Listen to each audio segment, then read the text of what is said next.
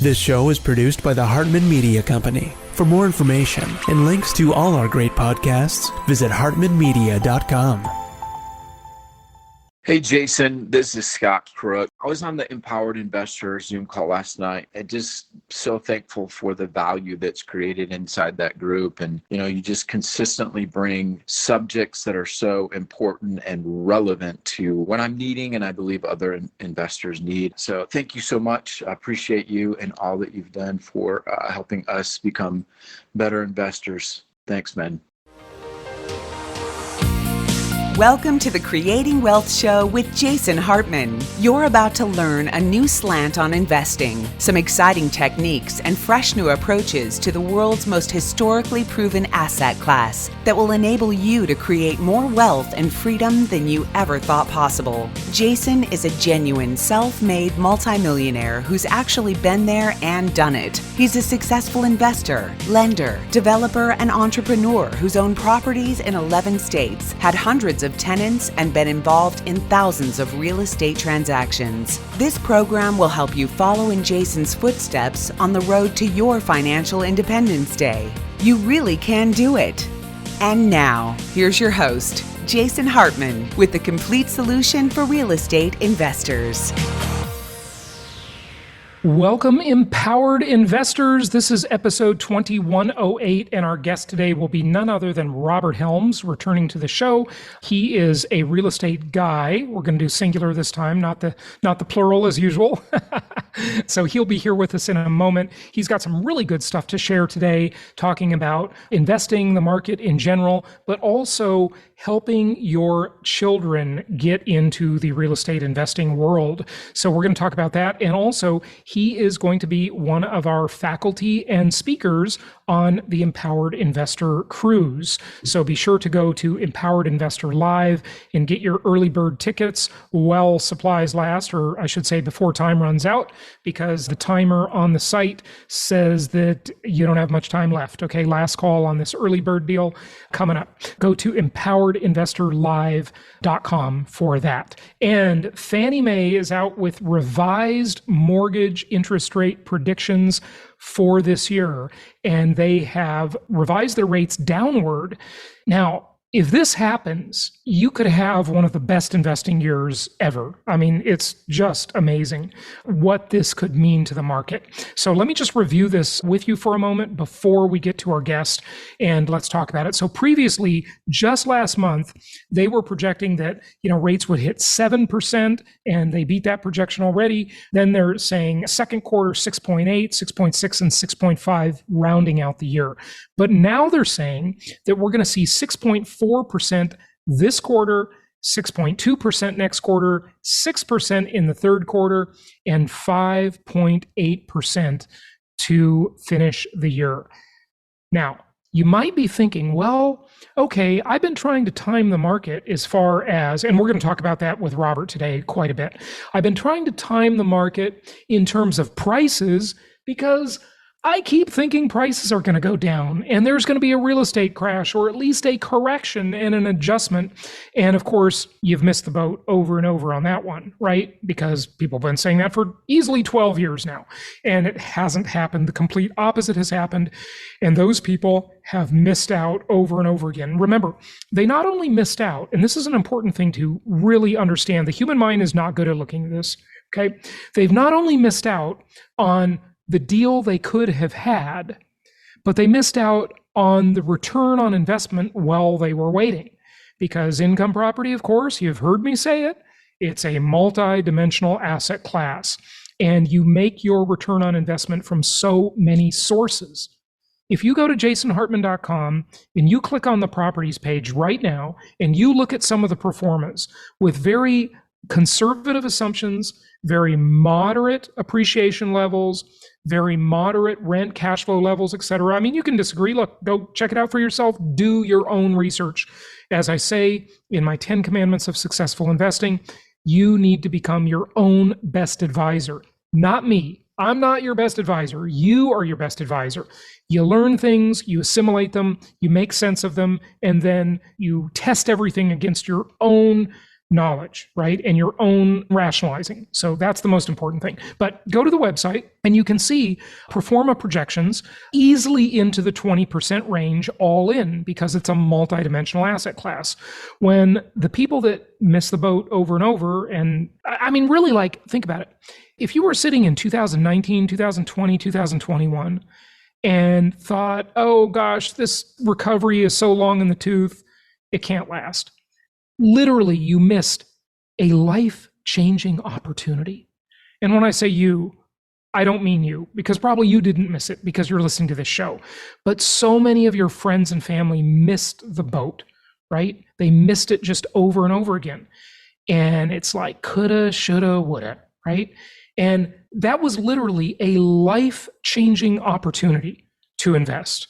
I mean, life-changing, game-changing, that would project out for decades to come and make people so much better off financially and so much more secure. And now they might miss it again, okay? Because they're trying to time the market, they're trying to time the rates, and the people who win the game are never the market timers, right? You can always make the deal better for a relatively low cost. So if we do see these low rates, of course, as that prices into the market, it'll price in advance. That's always the way it works, because people see rates coming down, housing affordability goes up, and they buy everything in sight. If you wait until the rates drop, you're just not going to have any selection, right? The inventory is going to be extremely limited. It's already very limited. So looking at this, right now, let's compare that against the research we've done just 3 weeks ago. So this is brand new research, and I've talked to you about it before.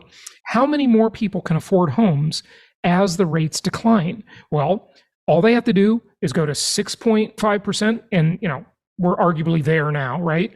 And 2.8 million additional people can afford to buy. They can qualify for a loan. 5.4 million people at 6%, and 7.7 million people. Okay, those are millions, by the way, all those numbers. 7.7 million additional qualifying buyers that have new housing affordability at a 5.5 rate. Why is that in yellow on this chart? Because I didn't make it green, like green light, as if it's likely to happen, because I thought this was unlikely to happen. So I made it a yellow light, right? And then, of course, all the others, very unlikely, 5%, 4.5%, et cetera, right? But now it's looking like this might be likely. 7.7 million additional buyers. I mean, look, the largest mortgage agency on planet Earth, Fannie Mae, is projecting that we will see rates right about that rate. And that'll lower the payment from over $2,200 a month to $1,905 per month at 5.5%, allowing an additional 7.7 million people to afford a home. Okay, all compared to what? Compared to the existing inventory. Remember, this is slightly higher now. I think it's at 505,000, irrelevant. It's such a small number, it's a drop in the bucket. What's not even a drop in the bucket, it's like half a drop in the bucket. We ended the year with 499,000 homes for sale. So if we get to the point where 2.8 million, and arguably we're already there basically, or 5.4 million, or 7.7 million new people can afford to buy a home, what does that do when those people drop into a market where there are 500,000 homes for sale in the country? Now, of course, not all of them will buy, obviously. Everyone who can afford to buy does not buy, clearly. And we don't know how many will buy, right? There's no way to know that. But if you just guesstimate that maybe a third of them will move into the housing market and start bidding on properties, you're going to see crazy multiple offers if this happens. And it is an if, because we don't know if it'll happen. But we do know that the largest mortgage agency on planet Earth is projecting this to happen. We'll see, right? We will see. And, even if it doesn't happen, so what?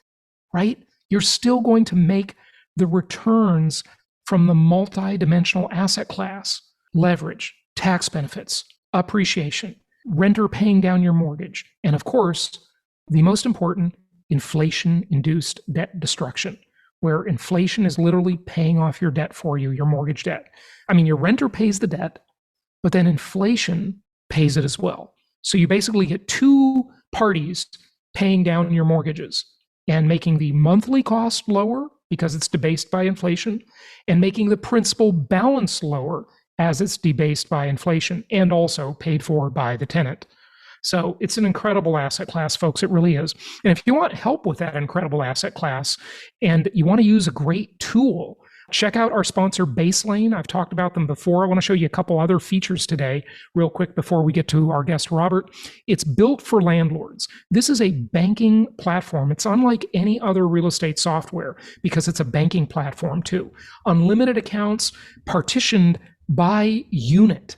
So think about it. I keep most of my rental property portfolio under one account. Now, they might be owned by different entities, different LLCs that I have, and I don't keep all of them under one account, but I keep most of them under one account. Why do I do that? Well, because it's just easier to manage. So I formed basically a management company, and then each property files its separate Schedule E, which, by the way, this can help you with too. But here, since this is a banking platform, not just a piece of software, it can partition by the unit. Super handy. Virtual cards, okay, for more security. So if you want to pay for things and you pay online or you pay whatever, and you've had as much identity theft as I've suffered in my life, check out virtual card numbers. This is a very handy security feature. Integrated bookkeeping tools right into your banking. So there's less likely to have errors of double entry, right? Because you're using your bank for one thing, and then you have to go enter into your bookkeeping software for another thing, right? So this eliminates a lot of that problem. And all of these other features, integrated rent collection tools, integrated with external accounts. You can open this account in just a few minutes. It's quite easy to do. No minimum deposit or balance, no monthly service fees. My big bank is just a complete ripoff. I mean, their service fees are insanity, right? They just fee you to death. It's ridiculous. No overdraft fees. Wow. No ACH transfer fees, 1% cash back on your debit card, but you have the opportunity to get up to 5% back on home improvement purchases. So really cool stuff there. And you earn 4.19 annual percentage rate on the money sitting in your checking, which is 60 times the national average. So check this out. You can win a free $500 gift card. Go to baselane.com/Jason. That's baselane.com/Jason. And check that out. Also, be sure to register for our upcoming Empowered Investor Cruise at empoweredinvestorlive.com. And without further ado, let's talk to our guest, and let's get to Robert right now. It is my pleasure to welcome my good friend Robert Helms to the show. As you probably have heard by now, we just did a little mini merger with the real estate guys for our collective mastermind group, which is now known as the Collective Inner Circle. Our two mastermind groups merged together, and Robert will be a speaker on our upcoming Empowered Investor Cruise. So we're really looking forward to having him. And Robert, welcome back. How are you? Hey, Jason, great to see you. Always good to hang out and excited about a new year. Absolutely. Well, that's a good place to start. I know we want to talk about a couple of things today, and I definitely want to ask you about generational investing, building that legacy, getting your children into real estate investing, and you're really working on that with your 18-year-old son, Ethan, right now. So we'll get to that in a moment. But first, let's talk about the new year and what is your outlook, Robert? There's so much difference of opinion on these last several years. Everybody thought the market's going to go this way, that way, the other way. What are you seeing? It is crazy just how many different voices there are on this. I think big picture is inventory is terribly constrained. You know this better than most. You always talk about the very small number of houses we have for sale in America compared to the total housing stock. And I think that's a big issue, right? Inventory is constrained, which usually means that prices go up. But the other thing that's constrained is the buy side because of high interest rates. And I will say one of the things that I've been hearing a lot of opinions on is what's going to happen with interest rates. And I've kind of weighed both sides. You got people saying they're headed right back down to where we love them. And other people are saying, no, this is the end of low interest rates. And I got to say, I don't expect interest rates to be back down at 2%, 3%, and 4% again. Not interest rates to folks buying houses. In the time we've been investing, Jason, the interest rates have been all over the map. Yeah. If you've been an investor only in the last 10 years, then you've only seen low interest rates. But I remember I bought my first property at I think 10 and a quarter, or maybe it was even 10 and three quarters. It was high, and you had to have 20% down back in those days, right? And then of course been the beneficiary of a lot of those great low interest rates loans over the years. And some people thought that was a new normal. I think where we're at now is pretty close to normal. So yeah, I would see a little bit of softening, but you can't base your real estate investing on waiting until we get 3% interest rates again, in my opinion. Yeah, I don't never want to say never, as the saying goes, but we're not going to see those kind of low rates without another crisis, right? Yeah. Those are crisis era rates. So God forbid World War III starts, or another pandemic, or, I inserted that L in there on purpose, by the way. I noticed that. Yeah, I did not misspeak. Or some sort of crisis. Then we could see those insanely low rates. But barring a black swan event, it's just not going to happen again. But, Robert, that kind of leads to another question. What is it about people that they just think they have to time the market? There are so many studies in every asset class: stocks, bonds, precious metals, real estate, cryptocurrencies, anything, that market timing does not work. But yet everybody thinks they can outsmart the market, right? Just speak to that for a moment, if you would. I think it is just human nature. If you think in really abstract terms, there's only one person that buys at the very top and one person that buys at the very bottom. And we only know in hindsight. So you're really expecting out of the millions of people in whichever market that you just named, all those are true, that somehow you're going to just call the top or the bottom? Well, I'm not that smart. You're not that smart. We study this stuff. So I think you have to really get your mind behind what the asset is and what it does and why you want it in your portfolio. And then, as our friend George Gammon likes to say, buy good stuff when it goes on sale. Well, sometimes you don't see the sale until you're in the rearview mirror. So what I love about real estate, of course, is while you're worrying about whether the price is going up or down, the tenants are making the rent payments. Right. And we're certainly concerned on a global basis about the durability of rental income. But when we don't have the housing starts that we really need, and when people are pushed out of the market because they can't afford the financing, to me, that spells more tenants, and less inventory means rent should be pretty good. Yeah. Look, folks, rents are going up. That's a common misconception. Rents have only decelerated. They have not declined. There's a difference, okay? But I think we are getting a little bit of softness coming from the massive oversupply of apartments. And, those don't bleed over that much in terms of our favorite asset, Robert, which is single family homes for you and I, and the apartment market, which would be like Ken McElroy's favorite asset class, right? That's pretty soft right now. There's a record number of apartments under construction. It's going to take a couple, 3 years for that to kind of work its way out, but it will, because we still have a housing shortage, even with all of those new apartments. And you see apartment owners offering a lot of incentives, free rent, et cetera, to start your lease. But that's sort of nibbling at us a bit, right? They're not going to get our market share of tenants, because a single family home tenant is a single family home tenant, 10% of them away maybe, right, with their better deals and lower prices. So that's keeping our rents, I think, artificially suppressed, the apartment oversupply. But that's not going to last forever, folks. And everything you said is so true. At the end of the day, there is a shortage of homes, of units. There's just too many households for the number of units. Heard that shortage all over the board. 5 million was the common one. Now some say it's down to 3.8 million. But like I shared at our last mastermind meeting when I spoke, some say it's over 7 million in terms of a shortage. And let's just get that in perspective. There's 500,000 houses for sale in the United States right now, folks. Which is a low number. Yeah, it's a very low number. So think about, if we're short 3.8 million homes, or 5 million or 7 million, how long does it take in terms of construction to satisfy that shadow demand? It's pretty bad.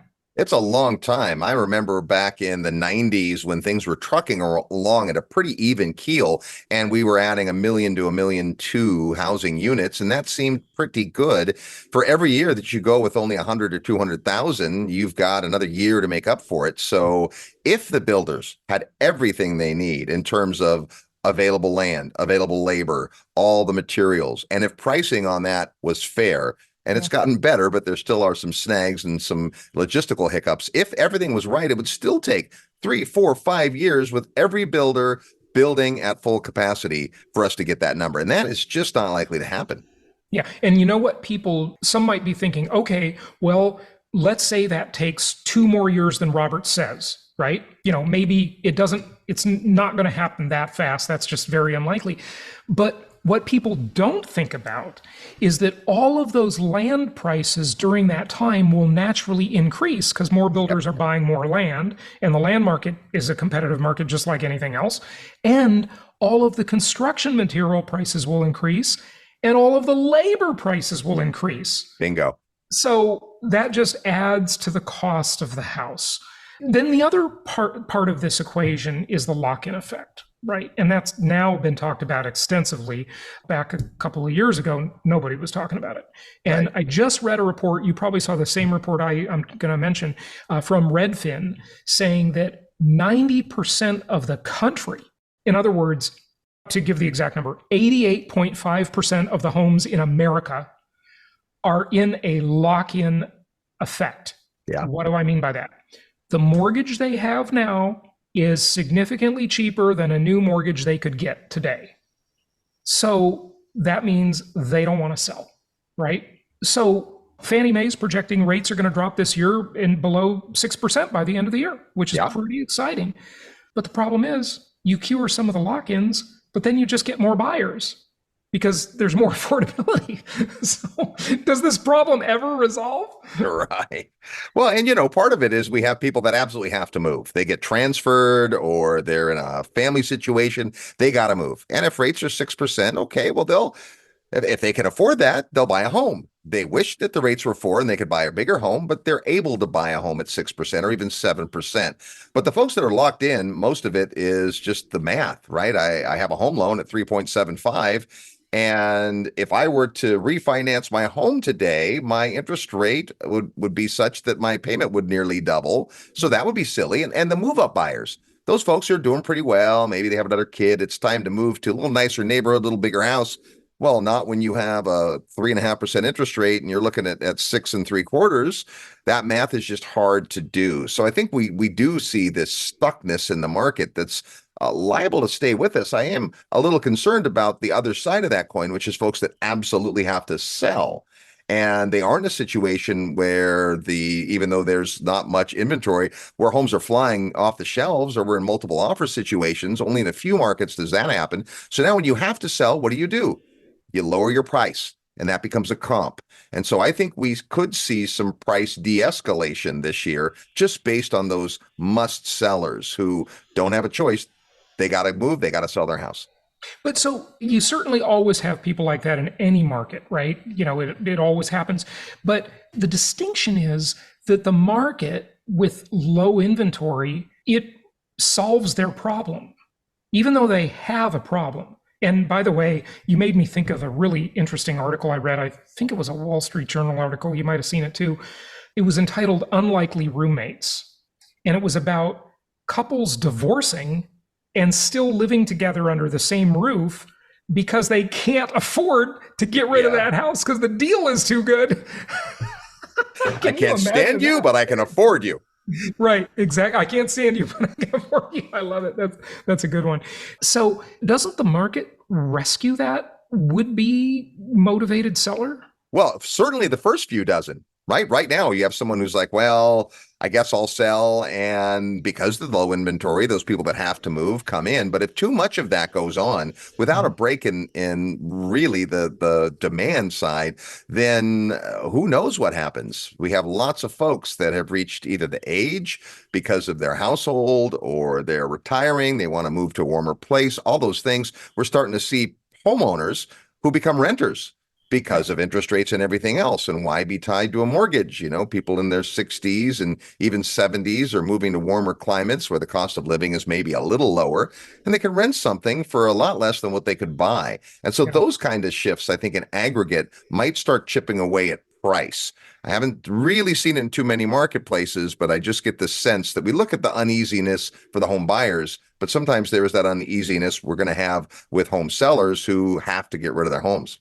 Right, right. So when we look at the sort of frozen market that we've been in for the past year and a half, we see a lower volume of transactions. Yeah. And that affects all of the people who get paid on the trade, right? Yep. The real estate agents, home builders are doing great, okay? But, the escrow people, the title people, the mortgage people, the home warranty people, everything. And people spend so much money when they buy a house. They buy new furniture, they buy new appliances. They just massively stimulate the economy. And that's why the government and the central banks can't afford to let the real estate market suffer, right? But when you have this really weird situation, the Fed must really not like. And that is that it seems like they'll want to cause some market clearing, meaning they'll want to unlock the market at least for a burst here and there where people will be motivated to sell and motivated to buy at the same time. And, just a lower interest rate solves that problem for both sides. What do you say about that frozen effect? It's sort of a little different than the lock-in effect. It is different. I think there's one really key distinction about it, and that is whatever Fed policy is, when money is easy, however that looks, it circulates more. And so a dollar circulates through the economy. And what's always interesting is that many, many people count the same dollar. So you earn a dollar, you spend in the grocery store spends it to their supplier, the supplier sends it to the raw manufacturing, and so on. Each of those entities count that same exact dollar in their numbers. And so our GDP is actually not correct, or is it? So now you have the situation where it's frozen. And what people tend to do, human nature, is to hang on. Okay, I'm not going to get the new house. I'm not going to buy a new car. I'm not going to make that investment. I'm going to wait and see, which is, again, what a lot of people decide to do when things are frozen. And so now it's not just that affordability is different with inflation and all that. It's that those dollars aren't circulating like they used to. So you make a great point. When someone moves, there's a lot of secondary and tertiary activity around that move, for sure. So when they're not moving, we're losing that. But we're also losing every other place that those dollars might circulate once they get in the hands of those professionals and those vendors and likely. So it exacerbates itself. It becomes a worse problem. And that's why they just will never let deflation happen, because that velocity of money problem gets really impacted by deflation. It's so funny how they make deflation the enemy. And Peter Schiff talks about that. Yeah, that would really be terrible if prices all of a sudden went down and it costs less to go to the movies and less to buy steak. That would really suck. Well, when we see it happen, it usually gets curbed pretty quickly. So there are folks right now, a lot of economists are saying they expect to see deflationary pressure before more inflation, maybe even hyperinflation. I'm not sure that I see that in the cards, but that's why I hang around with smart people. Yeah. I want to just show you a couple of things kind of reference to what we've been talking about. This article is Fannie Mae optimistic that mortgage rates will dip below 6% by year end. Okay, so we'll see if that really happens. But if mortgage rates dip below 6%, in the fives is kind of that magic area where the delta between those super cheap mortgages that people have, they can sort of start to rationalize, hey, I know I'm going to pay a little higher rate, but it's not as bad as it was, a year ago or even a few months ago. I'll make the trade, right? Yeah. Because the powers that be want to see more velocity of money, just like you mentioned. I think the rate it's also psychological. Part of the reason we have the effect we've had is because it went up so far, so fast. Right. Over time, you might be able to accept that, but when it happens so quickly, and John Burns says 5.5%. That's kind of that magic rate that speaks to what you're talking about. Folks will give up their 4% loan for 5.5% if it gives them all the other things they want: a better school district, a bigger house, nicer neighborhood. Right. Yeah. Yeah. No, it's really interesting. So you can see here the difference between the current forecast, which is lower in the prior forecast, and this one's for sales volume. But here's what I really want to have you comment on. And you saw this slide before. It's the payment at different rates and the millions of households that can afford or not afford, as it were, to buy a house. So, you look at this, and if we have 6.5%, 2.8 million more people they can qualify. Then right now, yep. Million. Yeah, I mean, this is crazy. And that's a great chart to show that sensitivity, because we don't think about that incremental buyer. And this shows that really well, that at a half point difference, which is a considerable amount over a 30-year fixed rate loan, right? Yeah. That makes a huge difference to the number of people can afford. The other side of this chart is the higher interest rates go up, the more renters there are likely to be. Right. So that's the thing, that so many people are just focused on price of the house. And that is so mistaken. It's like they focus on that and they want to time the market. At the same time, people who are just chugging out cash flow, tax benefits, mortgage principal pay down every month, and of course, inflation-induced debt destruction are just winning. And all these people that are trying to wait for the prices to go down are missing out. They rarely calculate that opportunity cost very well. But here's an interesting thought, and I don't know the answer to this question, but if rates bump down half a point or, a point to 6.0, how many of these 2.8 million additional qualifying buyers, or 5.4 million or 7.7 million additional qualifying buyers, how many of them actually buy? Is it a third of them? I don't know the answer to that. I don't think anybody knows the answer to that. Well, it's interesting. They have that same sensitivity. Like, they're looking at the rates and they're thinking, oh, we'd like to move and we have this opportunity. And wow, look, rates went down again. At some point, it moves the market. And the market being made up of a whole bunch of people like that. But at what point do people say, wow, it's time to go, versus let's see how much farther it goes down? Yeah. No, it's one of the great things about single family, of course, is that we can change the financing more than once. A lot of commercial properties, you get a 5-year loan, and that's how it is for 5 years. But I'm not saying that you'd want to refinance a lot these days. If you were to grab a 6.5% loan, and a year from now it's 5.5%, you can do the math, and the math will tell you what to do. Maybe it is time to refi. So that is another big advantage to single family homes.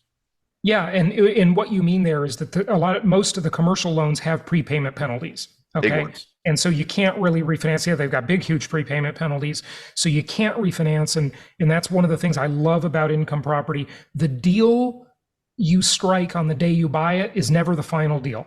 You can always make the deal better by refinancing, by changing your terms, by doing a lease option, by improving the property. There's just so many options. But the last thing I wanted to show, and you saw this before, Robert, because I presented it a week ago, only 500,000 homes for sale at the end of the year, right? So think about it. Remember the prior chart. If 2.8 million new people can qualify, or 5.4 million new people can qualify, and you drop even 10% of them, 280,000 or 540,000, into a market with 499,000 homes for sale. There's a problem there. Yeah, that means prices can't do anything but go up. Right. It's just, there's no choice. So yeah, it's just simple supply and demand, folks. But hey, any comments on that? And I'd like to just switch gears and talk about other topic. No, I love the fact that you keep track of this stuff, because it does matter. And you can tell what the options are going to be going forward based on things like average days on market and what's happening to median home price. But when you look at the total inventory across the board, it just gives you that feeling that, we're not here often. We're not often at 500,000 homes for sale in the U.S. A more healthy market is probably, regular market might be 3 times that. So that is definitely constriction. Just one more way that the market is frozen. Yeah, absolutely. And that means as rates come down and new people can qualify and they come into the market, they just naturally have to create a bidding war environment, which, by the way, you mentioned something a few minutes ago about how, I always say a similar thing to what you said, which is every deal looks good in the rear view mirror, right? And a great book that I just finished is called The Psychology of Money. And, I saw that title for years and I never got that book because it just seemed too simple for me. I was an idiot because I missed out, because it's a great book. And one of the things he says in that book, Morgan Housel, is he says that everything you buy, you always overpay for it. And here's how he explains it. And I thought, he's right. Think of it. If you were in an auction, say we're bidding on a piece of art at the Sotheby's auction, right? And you hold your paddle up and you're the last one and you bought it. That means nobody else in that room would pay what you paid. Right. So you, by definition, overpaid, right? And if you are the one that bought anything, any widget, right, any product or service, you have paid more than anybody else would have paid at the time you did the deal. Right. But that doesn't mean someone else won't come along and pay more later, because right, or that in hindsight it was a good decision. But that's a great thing. I ordered that book because you recommended it so strongly, and can't wait to get started reading it. But yeah, I mean, people have their stuff, their psychology about money. It's based on the way they were raised and what they've learned and their experiences in the marketplace and all that. One of my favorite quotes comes from Brian Tracy about this. He says that the pain of low quality always outlasts the pleasure of low price.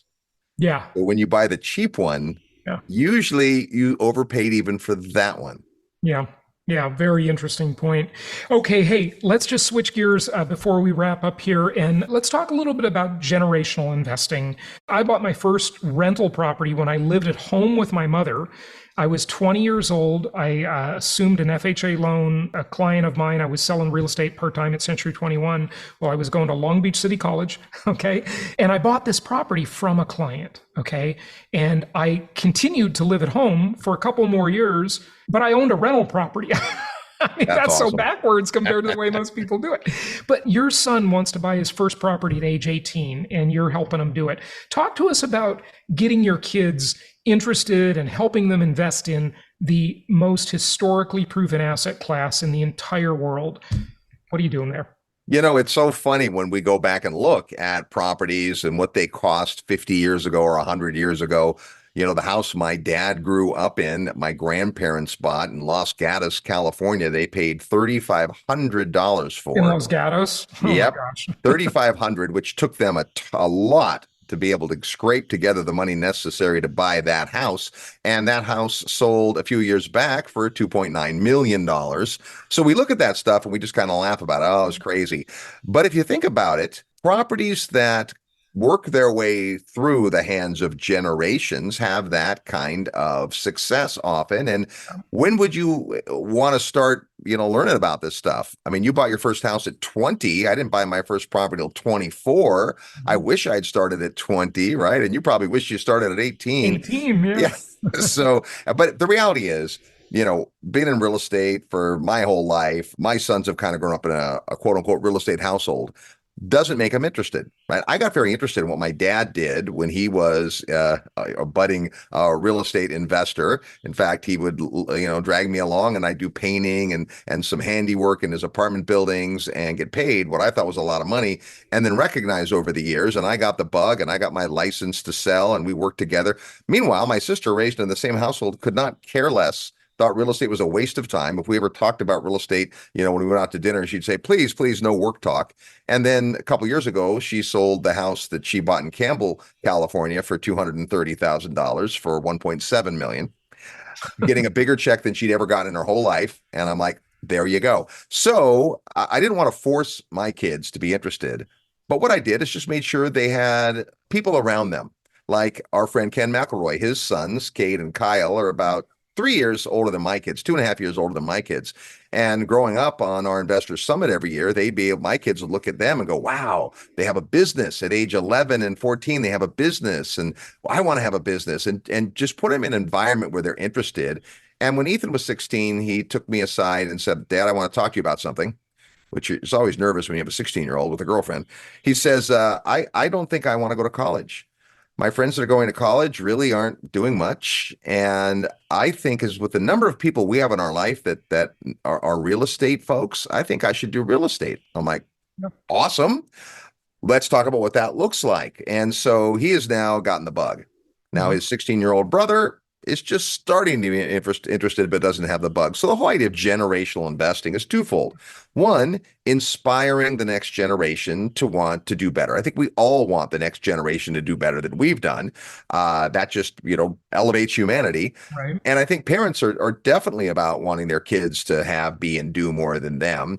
But at the same time, you want to give them the tools necessary, because even though the fundamentals are the same, everything else changes. So I want them to be eager to learn and stay involved and be reading and listening and those things. But they have to see the big picture for it. And so the other part of generational investing is just being smart about, and as hard as this is to talk about, estate planning. Like, how are you going to leave your kids? The example I always use is, do you want to leave your kids at age, say 25, $10 million cash? Yep. Or do you want to leave your kids cash flowing real estate? Yeah. Right. And so it's not going to happen by itself. You need to be thinking through, if you have kids. If not, what does it look like for other family members, nieces, nephews, folks or causes you care about, right? So there's the generational side of passing it on to the next generation. And then there is the legacy side. Yep. So Zig Ziglar was famous for saying that inheritance is what you leave to somebody, and legacy is what you leave in somebody. So you give them, his quotes were the best. Yeah. They're the best. And when you leave somebody not just an asset or an income stream, but you leave them something that they can continue to craft and evolve and get excited about and see the differences. I mean, the best thing in the world about being a real estate investor is we get to provide clean, safe, affordable housing to people that need it. It's how many families can you serve? And you start approaching it from that point of view, and all of a sudden, kids that might not have been that interested, because not everyone's money motivated, but they're not that interested in the details around real estate, become interested. So it's a fascinating journey we're on. I'm just getting started really with my 18-year-old. My partner Russ has been through this. His kids are a little older than mine. And I think it's just an exciting thing to be thinking beyond, your run rate, if you will. You're going to leave the earth at some point, and how do you, give the ball to somebody who wants to continue on? Yeah, I think that's a fantastic thing. One of my favorite authors years ago wrote a bunch of good books. It's Stu Weber, and he talked about leaving a legacy, not a monument. Right. Yeah. And there's a difference. Okay. And I think getting them into such an important asset class, teaching them the fundamentals, helping them respect that asset class and, do well with it is so important. And, you mentioned, and we don't talk about this that much.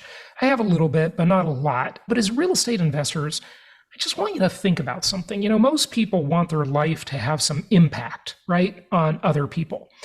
And everybody in one form or another is in some kind of business providing some kind of product or service, right? But the product that you provide, housing, is the most impactful product in anybody's life. Yeah. All of your tenants that have lived in all of your houses over the years, folks, I'm talking to everybody here. If you have one rental or you got 10 rentals or 200 rentals, it doesn't matter. Okay. If you own one rental for 5-10 years, you're going to have a few tenants probably, right?